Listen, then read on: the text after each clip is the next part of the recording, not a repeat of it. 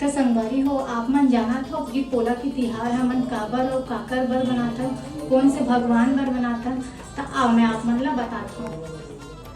तो संगवारी हो ये हवे जलहरी और एला की थे महादेव खुरमी हा, ठीक है। और ये हरे महादेव के त्रिशूल, और ये हवे महादेव के कमंडल, और ये हवे महादेव के नाग देवता,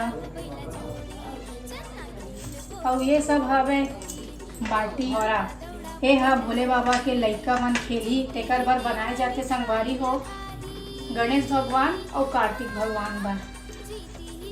तो संगवारी हो पोला के तिहार में भोले बाबा ला ऐसे पूजे जाते, अतका सुंदर सुंदर ओकर बर व्यंजन बनाए जाते। जेन मन ला पता है वो मन कमेंट करके बताओ, और जेन मन ला नहीं पता है वो कमेंट करके बताओ कि पोला के तिहार में हमन भोले बाबा बर अतका सुंदर सुंदर चीज बनाथन, ओकर जो जो पसंदीदा चीज है ओला बना के ओकर पूजा अर्चना करथन हमन।